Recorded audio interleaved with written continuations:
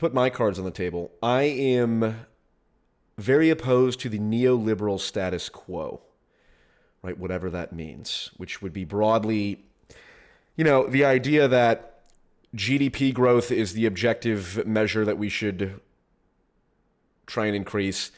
Economic innovation is the most important thing. I don't consider, for example, being able to have innovative new ways to be able to go into debt to pay for DoorDash as economic innovation. I view that as decadence and civilizational decline, even though according to classical economics, that would be, it's GDP growth. We're allowing people more choice to be able to pay for DoorDash and all that stuff.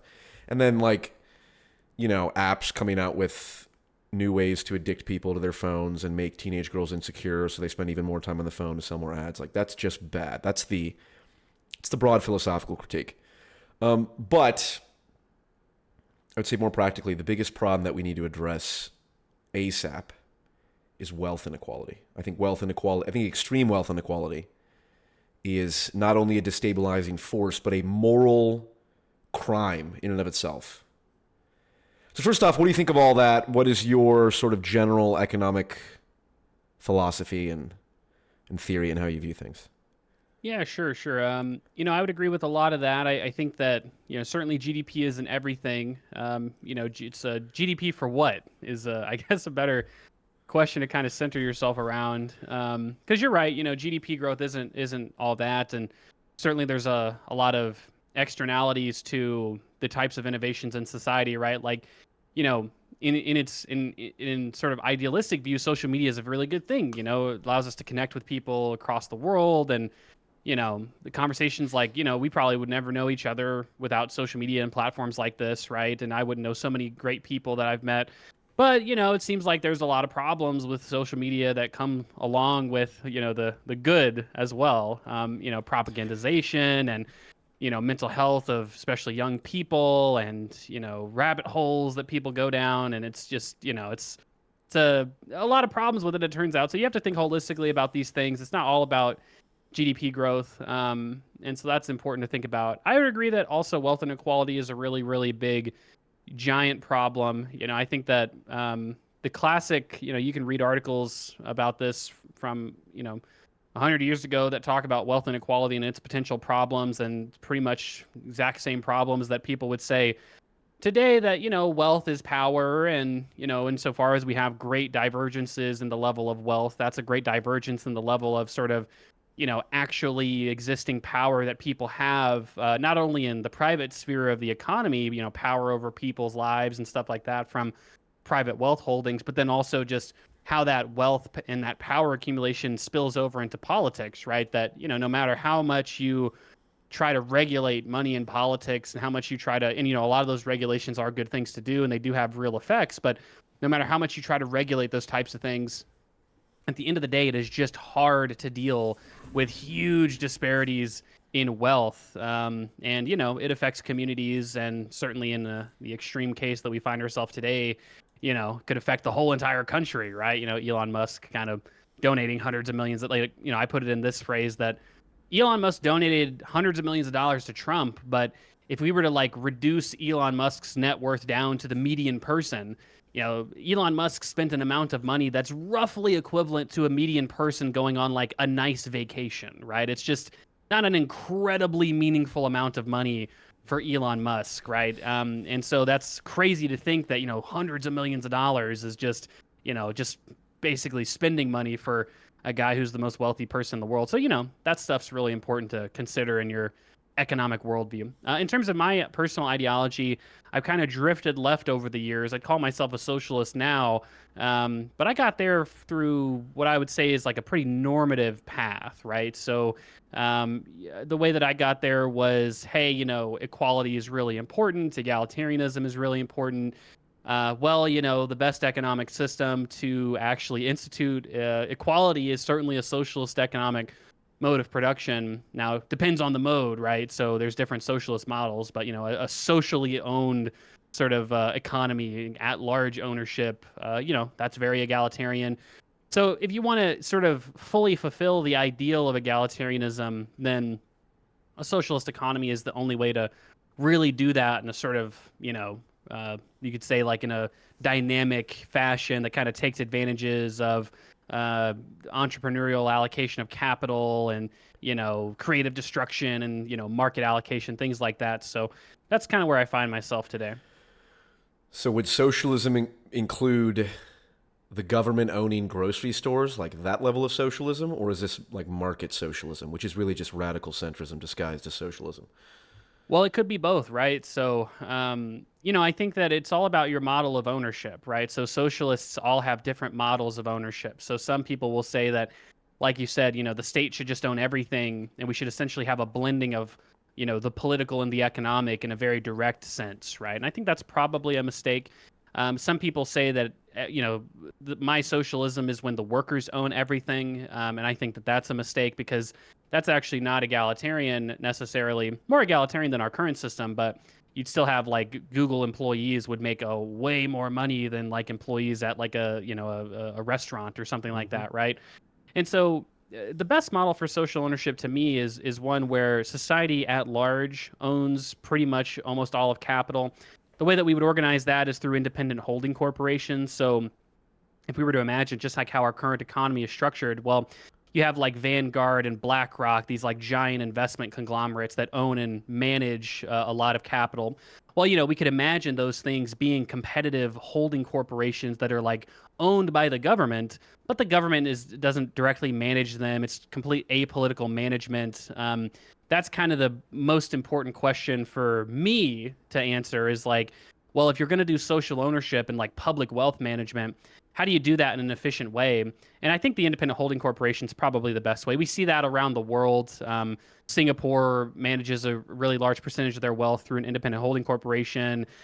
We see a lot of different holding corporations in different countries manage large chunks of wealth of countries, and they seem to do a pretty good job of basically not really taking their cues from the politicians, but rather just having a good institutional framework for maximizing revenue and profits. And ultimately, those profits are distributed to the government that they can use for a social purpose. But there's a big difference between politicians trying to essentially institute social purpose within public wealth as like a pre-distributive act, right? Like how do we sort of manage public wealth to accomplish social goals?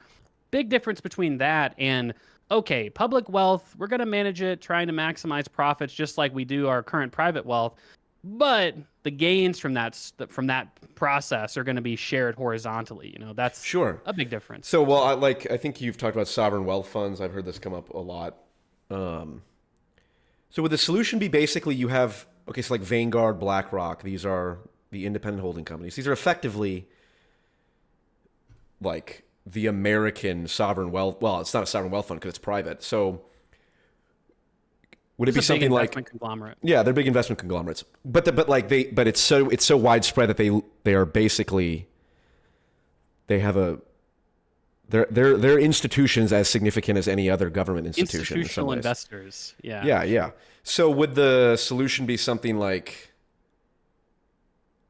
you let them manage it and you just tax them at a higher rate, like instead of just whatever the standard corporate tax rate is, you say, okay, no, because you're a sovereign wealth fund, we need some of this back, or no. Again, so all the businesses owned by the public would still interact with regulations and taxes the way that they normally do, right? So they would be incentivized, for instance, to like not pay as much tax. They'd be incentivized to skirt regulation. Like your regulatory state and your tax state should be as efficiently set up as possible to try and avoid those things, right? Because the incentives are always for profit maximizing entities to do that.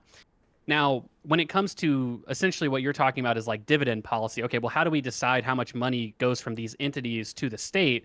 Well, it'd be no different than how does that currently get decided? Like, how does like the managers of Walmart decide how much profit to send to their investors? Well, that's an internal discussion. They just have that discussion. They balance it with, board priorities. And I think that's how it would work with our current system, right? The managers would just come out and say, how much money can we return to investors and how much money do we need to hold in the treasury for productive investment activities? And ideally, you'd want that to be as, independent a process as possible. And if you look at, for instance, like Sweden, they released the most recent report I could find was from 2022, but they release their like state enterprise annual assessments where they have all their state ownership, and they say like this was the results of all of our state ownership. And some of the essentially what they have is like targets. It's like, hey, if you have a profit from a state-owned enterprise, the target is that you would give out this much of a dividend, right? But you don't have to hold to that because you might be doing long-term financial planning. So that's, I think that's roughly how it would look. It wouldn't look far different from how it looks currently under, just a privately owned company right now. Well, then, so what's the model difference? Because Vanguard does that. I assume, I don't know, but I'm assuming Vanguard gives a dividend to its shareholders right now, right? Yeah, they have a dividend policy. So would it just be that the U.S. government owns a certain percentage of Vanguard and BlackRock and all that? That's you could conceptualize it. That's how it could start, right? I mean, I think that the way that probably this kind of thing would start is you'd probably start like a single sovereign wealth fund, just like, hey, we're going to go out and buy open market securities, right? And then eventually that becomes such a large percentage of like finance capital. By finance capital, I mean like financial wealth, like the liquid capital on like the stock market and the bond market. Essentially you can buy stocks and bonds at any time, right, for the strike price. And so the government could just start doing that, right? Just like, oh, there's 1 million shares of whatever company up for sale at $20 a share. Or we'll just buy that, right? It's a voluntary transaction, and the state would be like a minority owner, right? So there's not going to be much influence. But I would say that like as like the proportion of ownership in like finance capital and like the wealth accumulation of the state starts to grow, in order to maintain efficiency, you'd want to like break that up into competitive holding corporations, and then they could allocate capital. Essentially how we allocate capital currently, right? It's like, hey, maybe we own like a couple of private equity firms, and some of this wealth is still managed on the financial market, but then we're gonna like take they're all gonna have their different strategies of basically how to manage this wealth to maximize profits, and then their distributed portfolios. This holding corporation has holdings in like 100 different companies or 1,000 different companies. Like all those companies have their different owners, which might be a bunch of different owners from the different holding corporations, or might be some private investors. Again, it's just essentially the way that it works now. The only difference is that at the end of the day, when all those dividends and all that capital gain trickles up, instead of trickling up to private investors, it trickles up to the public in the form of the state. And then, the public can do whatever they want with all those dividend checks. Yeah, the sovereign wealth fund idea, I'm sympathetic to. How is it different from like George Bush trying to privatize Social Security? Because I mean, in general, the concept is we use tax dollars to pay to own like stocks and private equities or equity in companies, and then theoretically the individuals would get a return on that. When George Bush, this is as far as I understand, when George Bush tried to do that, it was like, oh, he's trying to privatize Social Security. So what is the difference? Is it just messaging, or is it the same concept? Well, I understand his specific proposal to be essentially where you'd want to, instead of having a pay-go system, so instead of having a system where you tax workers to pay for current retirees, a lot of people in their heads, they have this idea of Social Security where you pay into Social Security and then you get out what you paid in, right? Right. Yeah, it's a pyramid scheme. It's a pyramid scheme, technically, in its structure. It's just large enough that it hasn't collapsed yet. Yeah, but Social Security is not an investment, right? So I wouldn't call it a pyramid scheme because there's no underlying investment that Social Security is, right? It's just a transfer program, right? So, it's like calling food stamps a pyramid scheme. It's like, well, no, food stamps isn't like a venture that you invest in, right? It's just a tax and transfer program, right? So sure, yeah. I'm just meaning it depends on it. Only like the people who paid into it can only get something out of it if future people pay into it. It's just yeah, maybe multi-level marketing more like it, but current workers pay for current retirees, yeah. And so what George Bush would have attempted to do, my understanding at least, it's been 20 years since he proposed this, but is that essentially he wanted to make it not a pay-go system. I can't remember the opposite term for it, but he wanted to make it a system where you essentially put money into your own personal account, and then that accumulates. Like everyone essentially, instead of only people who can afford it, just like everyone would have like a 401k like a account. 401k, yeah. Yeah, and then that money would accumulate over time, and then when you retire, it is actually the money that you put in is paying you out when you retire. And then the privatization, when people say it's privatizing Social Security, what they're talking about is that the management of that sort of like 401k wealth would be privately managed. So you'd have to pay fees to private wealth managers in order to, accomplish this. The way that my model is different from that is that my model is not really, again, it's neutral to essentially what you do with the money. Now, I would imagine that the money would be used for a social purpose, right? We'd invest in public infrastructure, or we'd send out a UBI check to people, or we could invest it in research and development, or you could put it into a retirement system if you wanted to. In Norway, for instance, it just goes into like the general government account. So anything that is paid out of the general government account sort of proportionally comes from what they get from their capital income from their sovereign wealth fund. So you could do anything with the money, but it's not really for a specific purpose, and certainly it's not privatized, right? Like this would be the opposite. Like all this wealth would be publicly owned. All right. Well, I'm putting together the Enlightened Radical Centrist Economic Manifesto, and it needs to be 3 bullet points, because if you have more than that, it's too much, right? So 3 priorities, 3 rule of threes. I'm thinking sovereign wealth fund might be on there.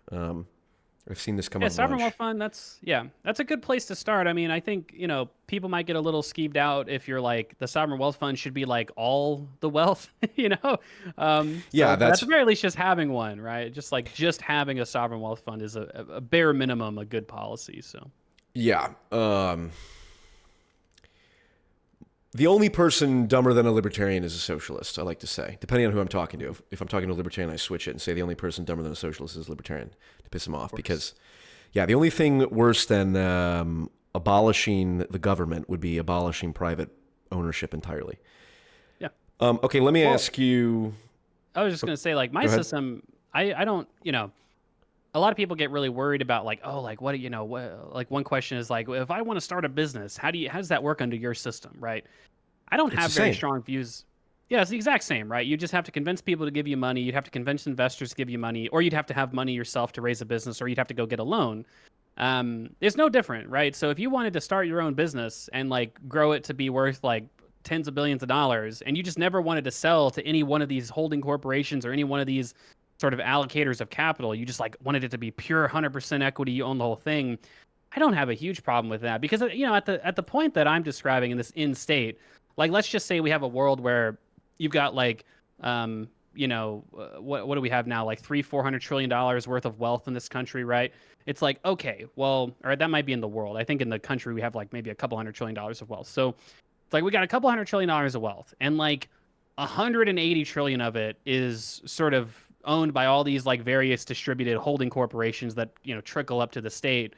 It's like, wealth inequality is like such a trivial thing at that point, that like the one guy who has a couple of $1 billion is just not nearly as much of a problem as the many the hundreds of different people that have $1 trillion+ of wealth, right? So the problems of like wealth inequality would necessarily be reduced to a trivial amount. Like if the richest person in your society is still worth like $3 billion, yeah, I guess you can make a very strict egalitarian argument against that. But, at the end of the day, like a guy worth $3 billion isn't going to be able to buy Twitter and, then make it a propaganda network for his, conservative buddies. Like you just don't have enough money to do that, right? No, so, I think you mean save it.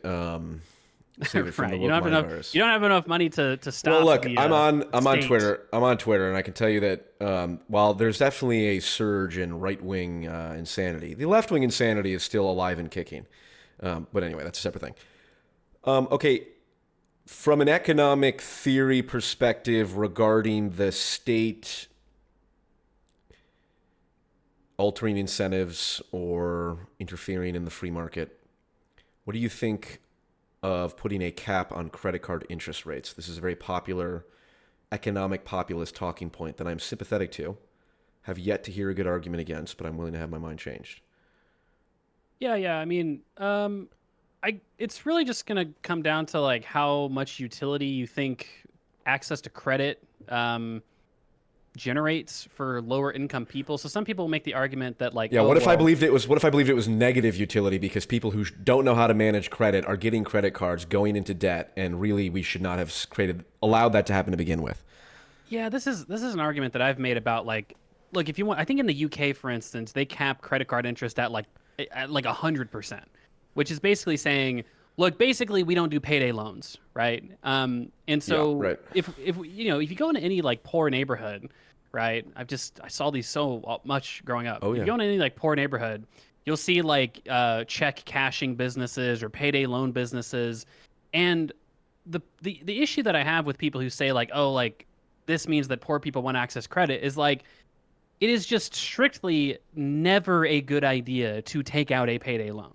Like it's Correct. literally never a good financial decision. It just Correct. doesn't happen. It doesn't exist like The my actual use case for a payday loan. So if you were to say, "Hey, this credit card interest cap means that payday loans go away," it's like, but that's just good, good, right? but right. Yeah. But the libertarian argument, which look, I'm happy to. This is an open challenge to any libertarian economic channels or people who want to talk about it. The libertarian argument is, who are you to tell that poor person what's best for them, right? The libertarian assumption, I don't know, classical economic assumption is everyone's a rational actor and they know what's in their best interests. And if the meme line is something like, well, if I don't believe that if I don't believe that like a lot of people are capable of making good economic decisions, like all the people who go get payday loans, therefore I don't believe people are rational actors. Well, then how can we have a system that decides what to do? Because the system is clearly going to be made up of non-rational actors. But that presupposes that there is no obvious difference between people's ability to make good decisions, which there obviously is. And it's like, so in that sense, I'm in favor of using the state to implement structural or systemic rationality. Okay, there's individual rationality, but then there's systemic rationality for society.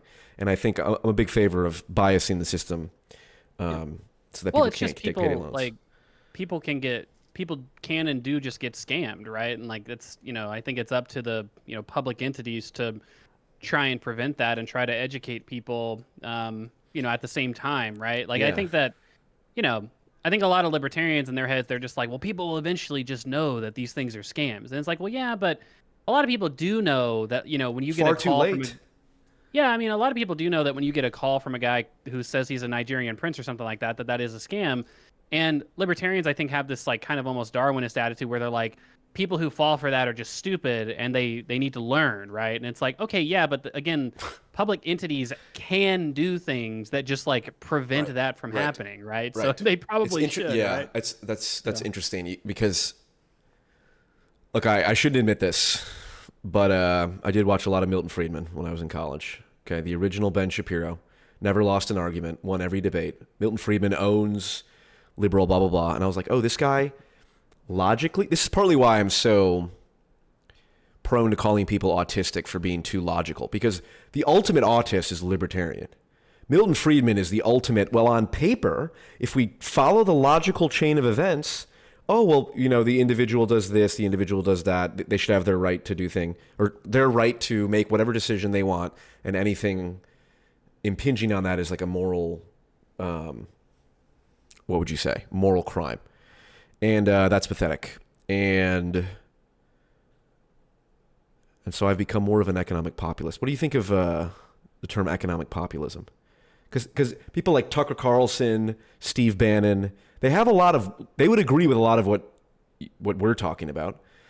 And in some sense, I'm interested in trying to go after that group of people who has, sympathies to Tucker and Bannon, and also the people who have sympathies to Bernie and AOC. And it's like, Yeah. there's a lot of people here that would agree on like the sovereign wealth fund and the capping interest rates and stuff.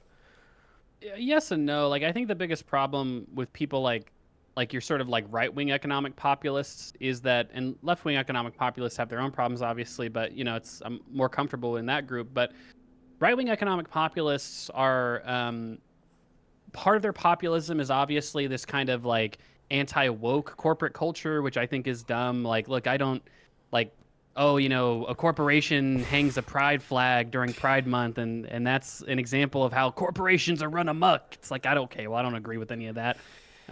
Ignoring Yeah. that, for example, Okay. like on the economic arguments that they Yeah, make, just right? Where evaluating just the economic yeah, arguments. just the economic arguments. Like I think it's very, it's too worker focused, number one, And then the worker focus that they do have is oftentimes very poorly fitted, right? So what do I mean by number one?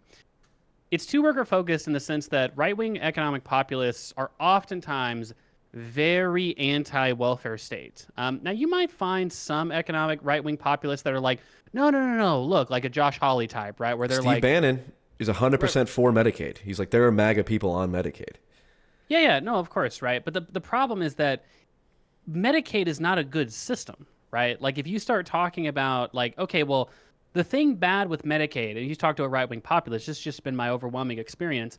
The thing bad with Medicaid is not like welfare queens stealing money from Medicaid and like lazy government bureaucrats shittily administering Medicaid. The thing bad about Medicaid is, all the means tests and it's block granted out to the states and it'd be better to have a unified system of health insurance, right? Like imagine This Medicare, is but what just the right everyone would wingers are fill the. saying to you? Oh yeah, overwhelmingly, right? I mean, I was on Tim Pool's show. Literally, we had a discussion. The whole discussion was just about the welfare state. And the shit that he was saying was very emblematic of what I hear from a lot of like right-wing populists where they'll say, look, the best way out of poverty is a good paying job and getting people to work, right? And that's just conceptually completely incorrect, right? It's a misunderstanding of what poverty That's is, the where it comes from. that's the Yeah, go on. goal to get out of poverty. You want to be able to attain self-sustainability. No, no, no. It's that's not true. I mean, it's true in some abstract sense. Now, what I mean by that is that poverty doesn't really come from a lack of motivation to work.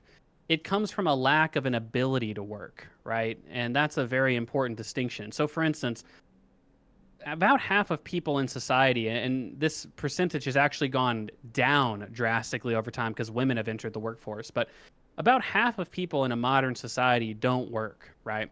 And who makes up those people? A right-wing conservative, if you told them that, they would say, well, that's just a bunch of lazy people that just don't want to work. It's like, well, no, no, no. This is overwhelmingly a group of children, the elderly, people with disabilities, people Yeah. who are caregiving, students, and the unemployed is like about, of that whole group of non-workers, unemployed people are like 10% of it, right? But you're always going to have some percentage of unemployed people. People seeking work, but they can't find it, basically, is what I mean by that. And so when you tell that to like a right winger, they would tell you, well, like the way that you get all those people out of poverty is just like good paying jobs. And it's like, well, no, because again, if we imagine like okay, like every job at this corporation pays $75,000 a year and offers a decent health insurance plan, so every employee gets the same pay and the same benefits. Well, there's greatly unequal family structures in society, right? Where through no fault of your own, you might be married to someone who is disabled and just can't work and has extra costs because they're disabled. Sure. You might have a child, right? And children have their whole other sets of costs. Like children can't work, right? So that $70,000 in that health insurance plan is stretched across many more people with adverse circumstances through no fault of their own, just because of different family structures, right? And so if you're a conservative and you want people to be able to form families kind of like independent of their economic circumstance, well, then you want a broad universal welfare state that supports people who struggle to work or can't work. But a right wing populist would just say, no, no, no, we just need to bring back manufacturing jobs with unions. And it's like, that's just not a way to, Interesting. that's not a way, and it's never been a way to greatly eliminate or alleviate poverty. You need the welfare state to do that. Um, I'm split somewhat because, on the one hand, I agree. Like, the state should incentivize family formation. Like, if you have like 4 kids, you shouldn't pay any taxes. I like that idea. I agree. Like, I believe that if you are childless in America, your taxes should be subsidizing the children of others, because the continuation of the nation is the goal. It should be the goal of the nation. And your childless, child-free attitude, you can do that, but your taxes are still going to go to paying for childcare and all that stuff. But are you in favor of UBI? Just yes or no, or Yeah. generally, or okay? See, because I do actually believe the reason I'm sympathetic to the right-wing populist argument that like a good paying job and all that, it's like I do believe that if you just gave people checks, that would lead to social problem. I used to be very much in favor of UBI. I was a big Andrew Yang gang member. Mm-hmm. But I believe correct me if I'm wrong, there's a good amount of studies that I was disappointed in because they did the UBI studies and it was like outside of a few people, when they're very small and targeted, it works. But as soon as you scale it up, there's no general increase because there are a lot of people who are just bad at managing money, and giving people money who don't know how to manage it is like pouring water in people's hands. You said there's no general increase. Did I hear that right? I haven't looked at them in a while, but basically the studies said it did not achieve the outcomes we were hoping for. Like the wealth was not higher at the end. Yeah. So I saw, there's I think the Denver study is what you're referencing, and I think to a pretty radical degree, people kind of misinterpreted the results of that study. So like what they'll say is like, because of UBI, the UBI that these guys had, and I think it was like a tiered structure where like some people got 50 a month, just making up now. Some people got 500 and some people got like 1,000 or something like that, right? And it was a pretty long-term study. I think it was maybe for a couple years. And people said, okay, well, even after all that time, people didn't accumulate wealth, and people's net financial worth didn't go up, right? So they didn't have like this, their sort of like lot in life hadn't really changed significantly. But that's the point of a UBI is not really to get people to accumulate wealth. Now, you could argue that you should be paying down debts and stuff like that with your UBI, but I don't. But again, that just depends on your stage in life. For instance, like a doctor who just graduated medical school is going to have a pretty low net worth, but that's not because that's an irresponsible person. It just like happens to be the case that, a doctor who just graduates is going to be a low net worth individual. Anybody with like a lot of student loan debt would be that, right? So, well, I was just going to say the last thing is like what what those studies also show is that, people reported that the UBI was a great financial help. They used it to pay for things. Like one of the reasons why, you're not accumulating a lot of wealth from your UBI is because it's going towards your regular expenses, right? Like it's going towards your rental payments, things like that. One of the reasons why UBI studies don't show that people, to a great extent, stop working or reduce their working hours is because substitution effects exist where people substitute labor for leisure because they have money. But income effects also exist, right? Where if you give people more money, well, a lot of people are more likely to work more, right? Because you're putting them essentially at like the precipice of being able to afford a lot of different things that they want. So for instance, if you were to give somebody making $30,000 a year, like an extra $8,000, right? Like either through a raise or some government benefit or something like that, they might say, fuck, like if I made like an extra like 2,000 on top, I could upgrade my apartment and actually live in like a not shitty place, right? So I'm going to work even more. Like I'm going to pick up extra shifts just to like put myself over the edge to being able to afford a new place. And those are consumption decisions that a lot of people make. That's just one of the reasons why UBI it doesn't seem like at, the level of like $1,000 or $1,500 a month, it, greatly reduces the amount of work people do. Like I said, I wish UBI would work, and yeah, maybe it. I mean, I like the negative income tax kind of way to do it. Is like you're never penalized for making $1 more. The Milton Friedman idea. That's one good libertarian idea. Not the one good, but that's a good libertarian idea. Is actually a form of universal basic income. But surely you agree there are many people who just don't know how to spend money and spend their money stupidly. Like we talked about the people who get payday loans. Like there are people who have no money or have credit card debt and then will pay for like $500 concert tickets. I know these, I'm speaking about people in my life. And I know this is encountered. I know this is true for me. I know this is true for virtually everyone I would talk to about this. And I suspect it's true for virtually everyone who watches this. It's like, we all know at least a few people who don't know how to spend their money. And so that problem doesn't get solved with UBI. I mean, that's not, I don't even think that's necessarily what UBI should be solving for. Like maybe UBI is just a more efficient way to do, if we're going to do welfare, we might as well do UBI. Maybe we should get rid of the means testing, because why are we paying government bureaucrats to go check if someone's actually disabled or whatnot? Let's just, cut the check and it's more efficient. But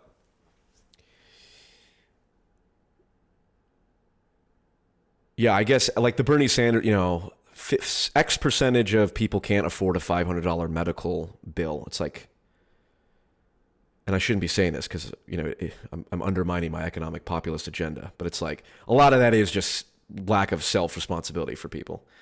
And so I guess when right-wingers point that out, I go, yeah, that's just true. Like that, there are people like that, but that shouldn't prevent the practical coalition building to like, hey, let's get a sovereign wealth fund passed, or let's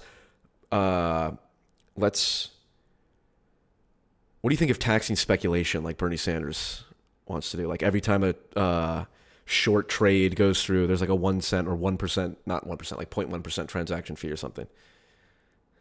I've heard mixed arguments on this. I guess I don't feel very strongly about it because I'm in the bucket of like, if you're doing financial speculation, but it's all under the umbrella of a sovereign wealth fund, then I mean, who gives a shit, right? I mean, if it makes more money for people that is then socialized to people anyway, then what's the big deal, right? I mean, again, it's just something that kind of aligns people's natural interest, right? It's like at the very least, if you had a sovereign wealth fund, you could say, well, no longer do only half of people own the stock market. Like we all own a huge chunk of the stock market because of the sovereign wealth fund. Now, I will say when it comes to people spending money irresponsibly, I think it's undeniable that there are some people who kind of like remain poor because they make, irresponsible decisions. But I think that when you look at the aggregate story, what do people do? There's just so many studies on this. Like, what do people do with the money that you give them, right? If you give them money in the form of a welfare program, it's just, 99% of them spend the money on just responsible things, right? Like I said, they pay their Netflix rent. Well, yeah. I'm memeing into it because Netflix is like that. Well, why are people paying for Netflix? It's like you should still be allowed to pay for entertainment on. Yeah, welfare, people but talking it's like, about poor people having phones and stuff. Like, why has a poor person got an iPhone? It's like, well, what phone are they supposed to? Nobody sells fucking. Yeah. You don't. you Rotary also phones get aren't a thing. I bought my iPhone 12 for like $200 refurbished from Amazon. Yeah, I mean, so I don't. People are real dumb about that stuff. But it's like, yeah. On one hand, you want to say like, I think poor people should be able to have some amount of luxury in their own lives, but then also, if we look at what they actually do with the money that is given to them from these programs or from the state directly or whatever, like there was a good experiment when we had a boosted child tax credit and then it went away for a year. Well, how did people's finances change? And, what you saw was kids who were supported more than they were previously, right? Like kids were able to afford more school supplies, tutoring, clothing. They would use the money for like general household expenses, like improving appliances or paying for mortgages and rents and stuff like that. And it's like, look, I mean, there's a really long history of the government just giving people money. And there's a whole lot of experiments that economists have done where they just give people money and just basically just ask them what they did with it in a kind of judgment-free environment. And people just use the money overwhelmingly responsibly. Now, in the certain circumstances where irresponsible money use isn't just like irresponsible, it's also like potentially killing them, in the case of people who struggle with addiction and stuff like that. The state of Finland, for instance, they have a housing allowance, and the housing allowance is just cash. They just give you money and they call it a housing allowance, but you could use the money for anything. For people who, for one reason or another, they just like don't pay their rent, like on their credit report and stuff. Like it's just like this guy fucking doesn't pay his fucking rent with the money that we're giving him because we see that his money doesn't go to rent. Like whatever he does with the money, it's not paying his fucking rent, right? And so for people like that have this kind of like chronic problem with financial management, what the Finnish government does is they're like, okay, we're just going to send the money right to your landlord, right? So whoever your landlord is, tell us that, and we're just sending it right to them, right? Because we know you're not paying your fucking rent. So if you want to not be homeless, you have to tell us who your landlord interesting. is. Yeah, that's an example of, like, again, I want UBI. Yeah.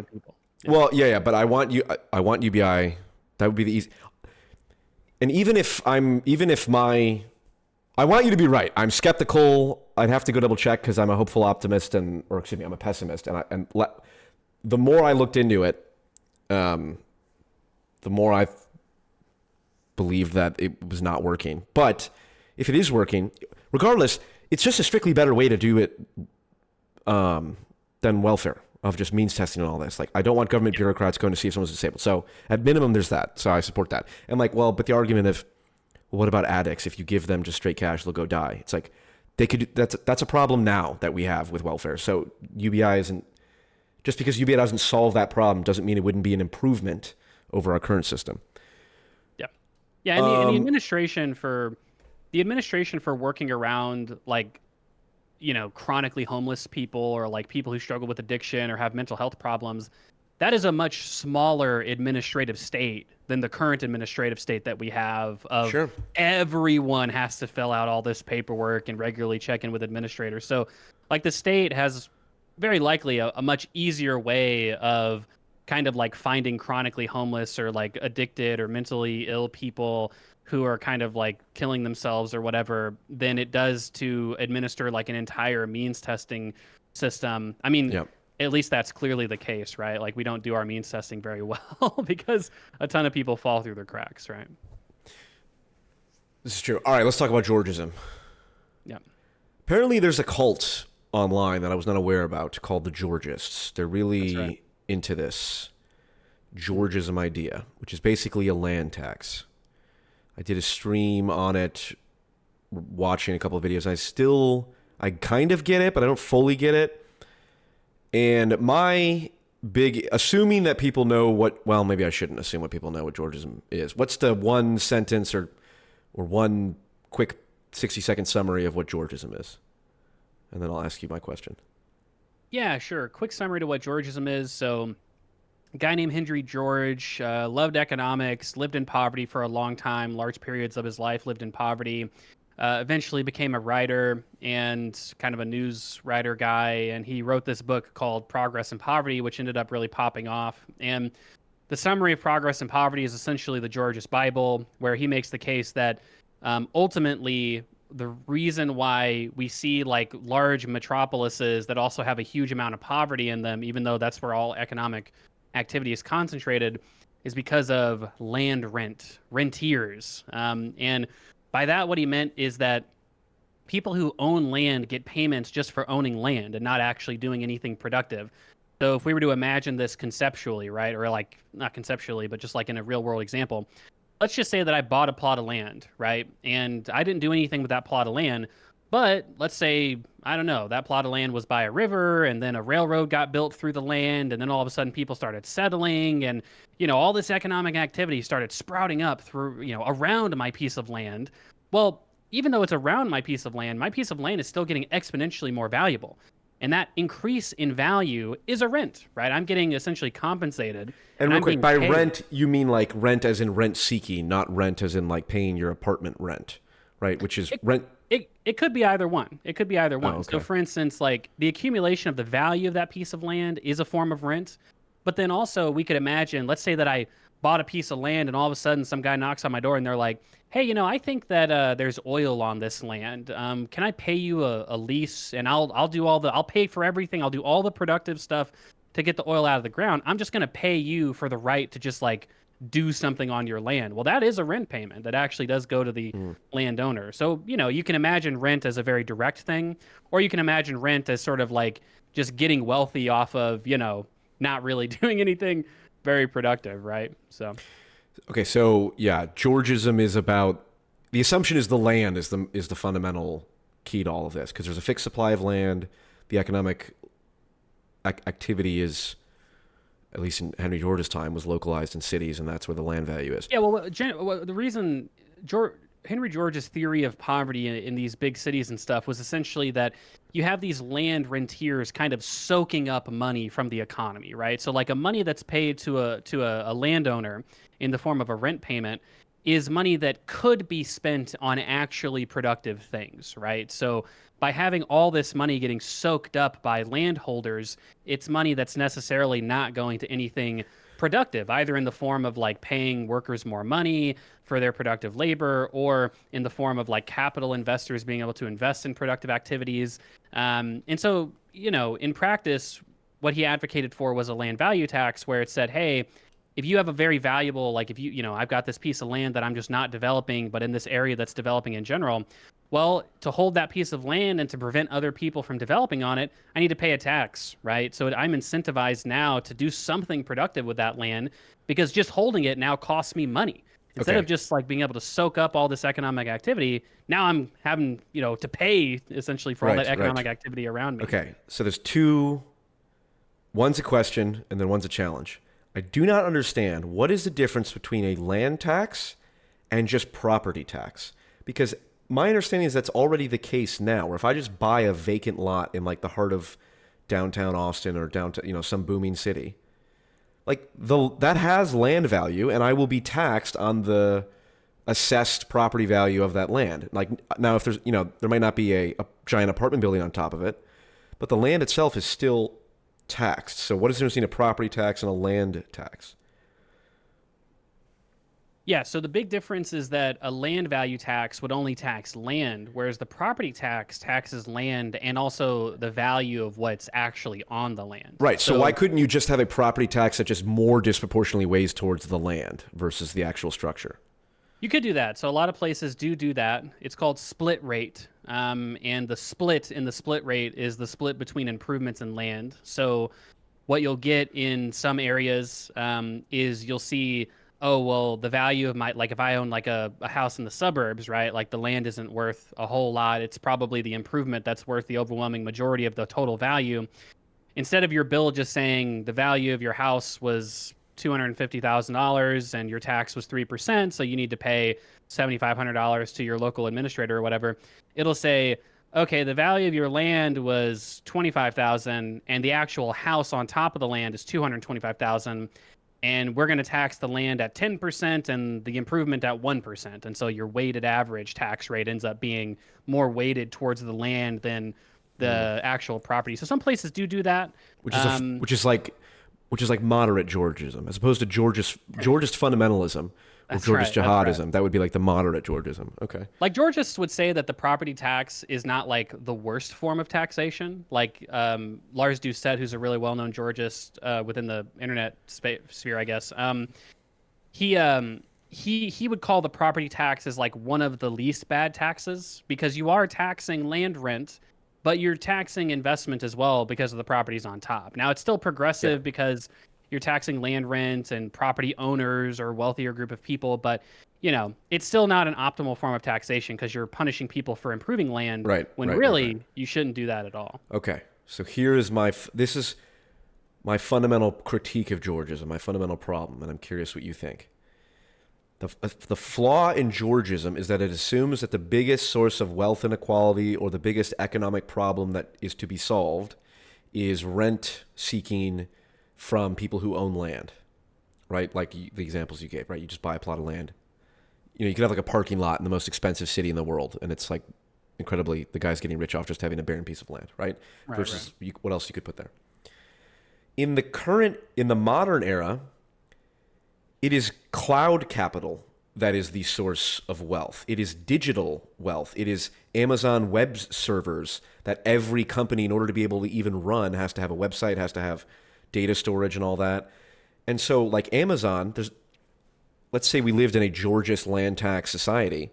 All Amazon has to do is go find the most barren, useless land in the United States, build giant web servers there, pay virtually no tax, and then because the land is not valued, it's in the middle of nowhere, but because the economic activity is actually decoupled from the land, because I can be in California and the servers can be in the middle of Utah or wherever, they're now paying a lower tax rate. Even though they are responsible for more of the economic activity, we're actually getting less money from them because the land that they're on is less valuable. Is that a fair critique, or am I missing something?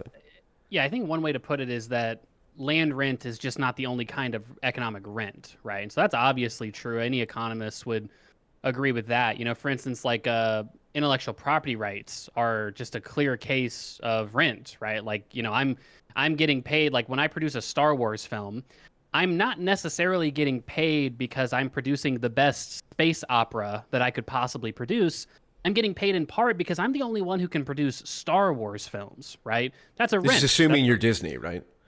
You own the Exactly rights. right. Exactly Yeah. right. Yeah. So, I mean, An economic rent is just a payment for, you could call it like an unproductive activity, or an ownership over any like scarce economic resource, or it's a payment for a structural advantage they have in the marketplace. It's just, again, any payment that's not for direct productive activity, you could call an economic rent. So yeah, I think that's right that land rent is not the only form of economic rent that exists.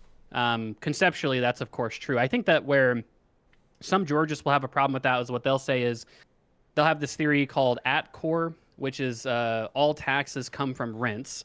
And essentially, what that theory postulates is that when you have like an increase in, let's say, like capital taxes or labor taxes, right? Well, because of competitive markets and stuff like that, basically what will end up happening is that rental payments just necessarily have to go down. So you can't pay your landlord as much as you're able to pay them without a bunch of taxes, because everyone now has to pay this labor tax. So that's going to have to come down. That's going to have to come out of this like very base form of rent in the economy, which is land rent, right? But that's kind of empirically, that claim is very dubious. I mean, it's not clear that the incidence of like labor and capital taxes actually only falls to like landholders and like rent holders. So it's, I don't know, it's kind of a dubious claim. But some Georgists will make the claim that no, like literally, if we only taxed land and got rid of all other forms of taxation, land rents would skyrocket. But then your revenue from a land value tax would also skyrocket, right? So you'd have this kind of equilibrium level of taxation where you could fund the entire government from a land value tax. But that's a little, I'm skeptical of that, in part because, well, it's like, could you really fund everything? Like my ideal system, we spend multiples more what we spend now.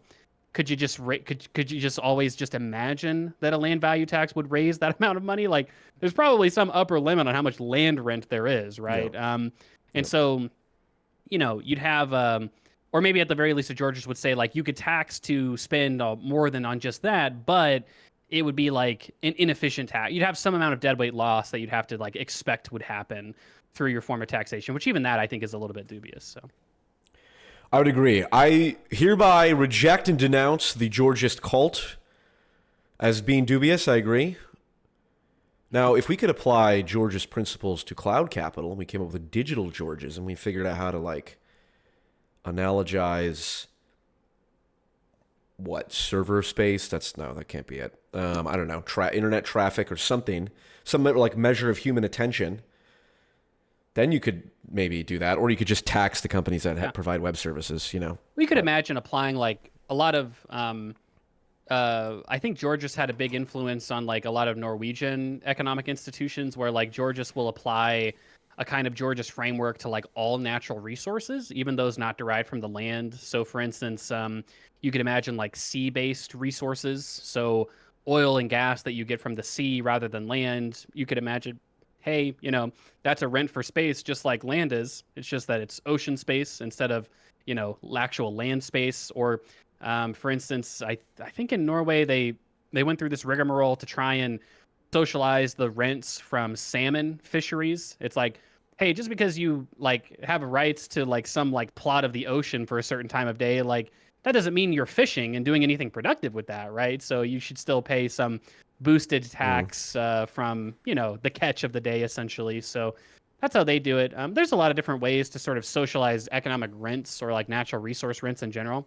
Well, for instance, one way that like Singapore, you could argue, is an extremely Georgist country, because Singapore, all the land, I think literally all the land, but maybe just like 90% of it or something, is owned by the public. So like every single time somebody wants to build something on a piece of land in Singapore, they're necessarily socializing the land rent to the state, because they have to agree to a lease deal with the state before they build anything. Like, hey, you want to build a residential structure? Great. You're going to owe us a lease payment worth whatever, 10% of the revenue of all the rental payments you collect, right? And then that's necessarily socializing all the land rent. You can do the same thing with like, take like oil and gas assets. You could have just a national oil company, right? So we know that all the economic rent associated with oil extraction is socialized because all the oil is socialized, right? So you could imagine, and all the, going a lot of different the ways. cleanup efforts are also socialized as well. Right, but but to your point, like you could imagine applying a kind of like Georgist like framework to a lot of different Yeah. economic, issues, and it's sensible to do that. All right, excellent. Well, I think as I'm putting together the Great Manifesto, Georgism doesn't make the cut as of right now. Sovereign Wealth Fund does. And we'll have to talk about universal health care and education some other time.